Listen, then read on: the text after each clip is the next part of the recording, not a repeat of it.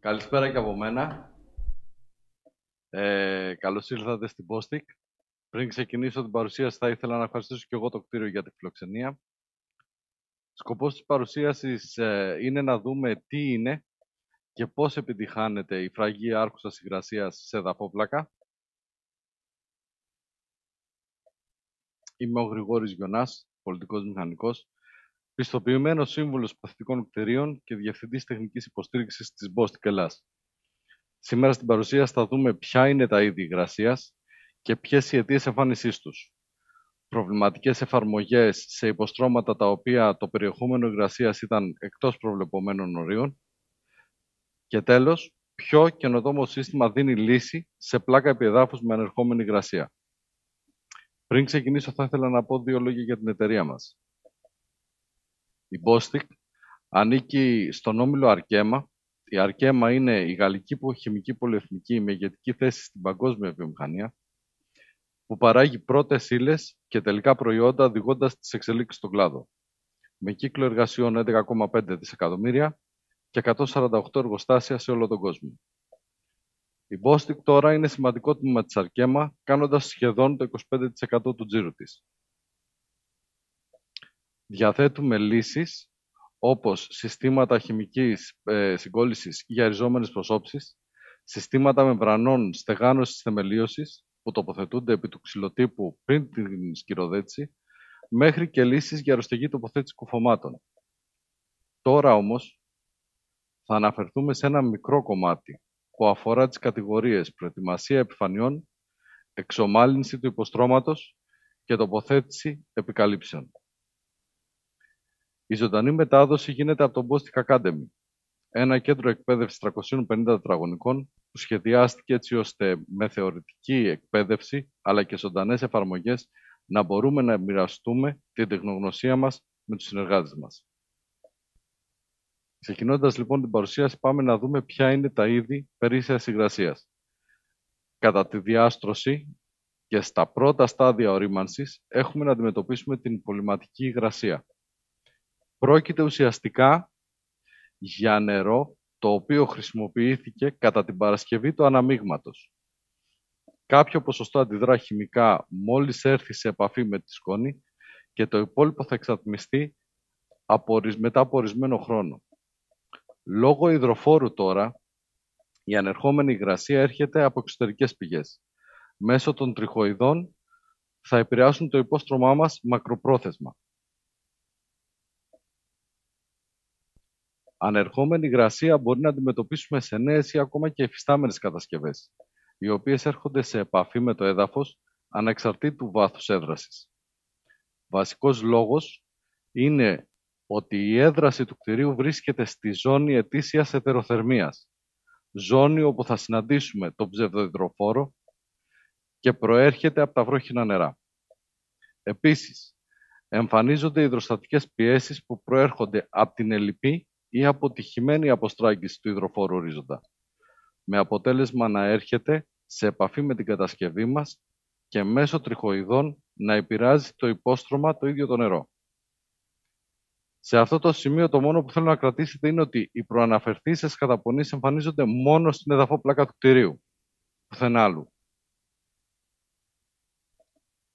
Η παραμένουσα υγρασία καταπολεμείται μόνο μέσω του φυσικού ή τεχνητού αερισμού και της αναμονής εξάτμισης. Μετριέται με εξοπλισμό ώστε να έχουμε ανάλογα το υλικό, τα ιδανικά επίπεδα υγρασίας πριν προχωρήσουμε σε επόμενες επιστρώσεις.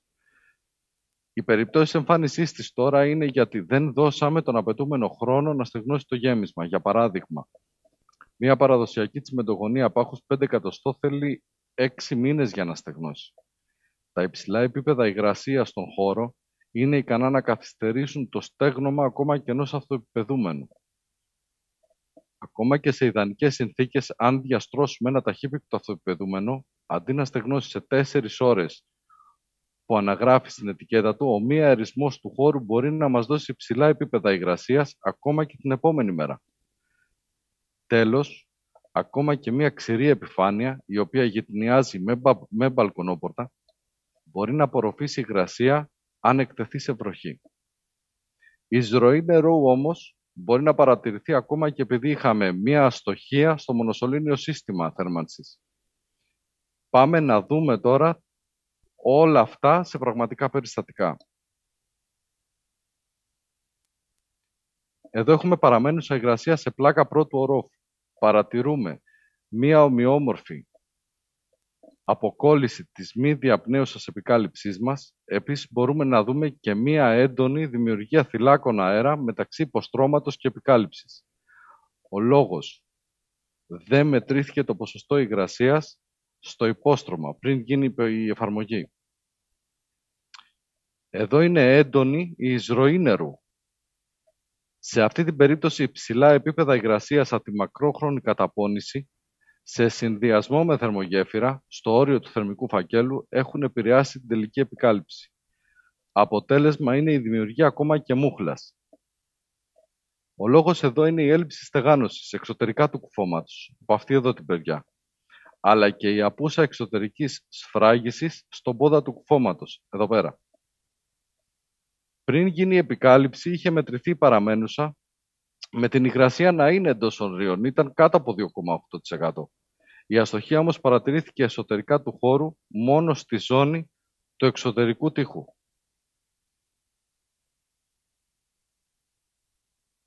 Εδώ μπορούμε να δούμε ένα καρφωτό ξύλινο πάτωμα πάνω σε εδαφόπλακα.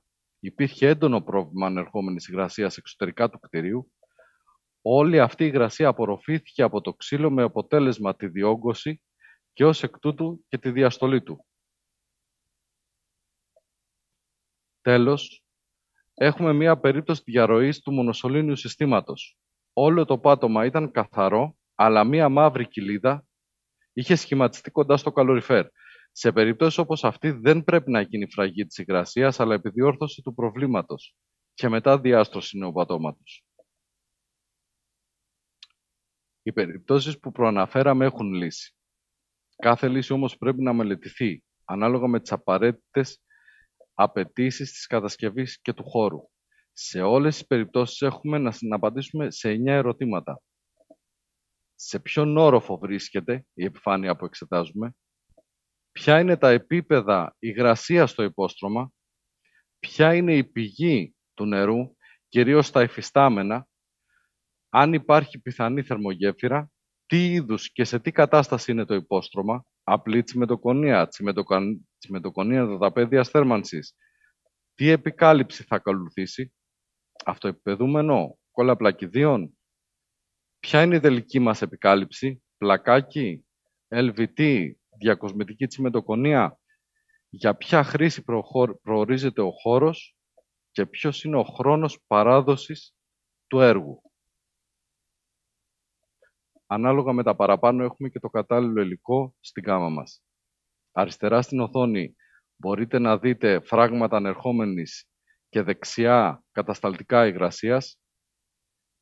Σε επίπεδα παραμένουσας μεταξύ 3 με 5,5% χρησιμοποιούμε κατασταλτικό υγρασίας.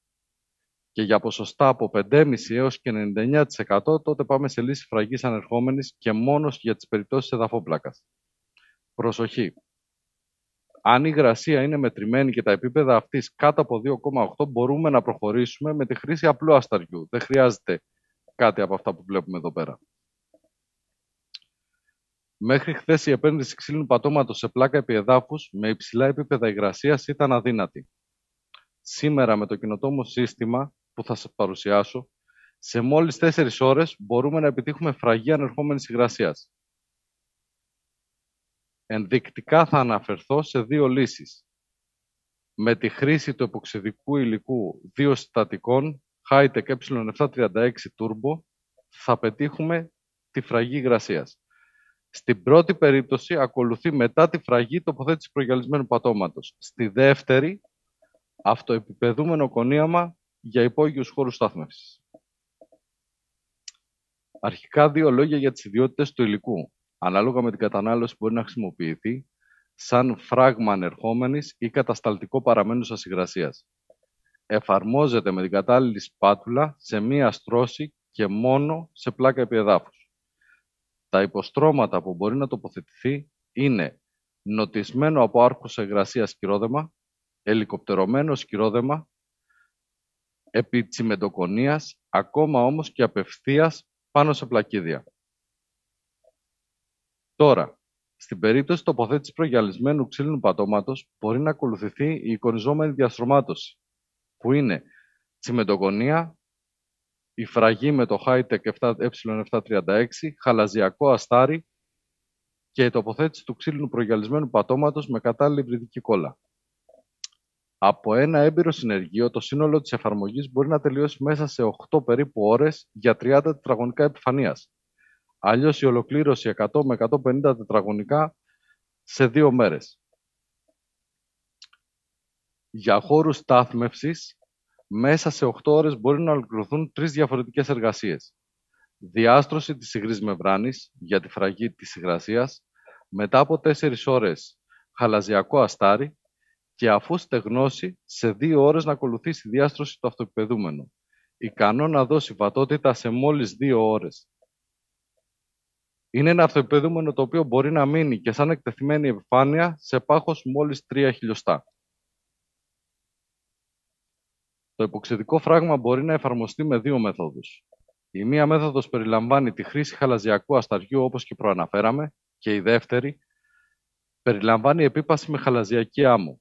Όταν η τελική επικάλυψη πρόκειται να υποστεί ψηλές καταπονήσεις, όπως η χρήση βαρέων οχημάτων, αυτοκινήτων, σαρόθρων, ή να τοποθετηθεί μασίφ ξύλο, τότε επιβάλλεται η επίπαση χαλαζιακής άμμου κοκκομετρίας 0,1 με 0,5 χιλιοστά.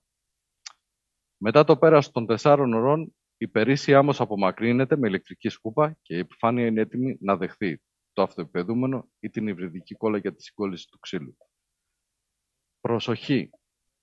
Στην περίπτωση του μασίφ ξύλου, η ξυλία πρέπει να παραδοθεί και να παραμείνει στο χώρο εφαρμογής για 7 μέρες πριν την έναρξη τοποθέτησης.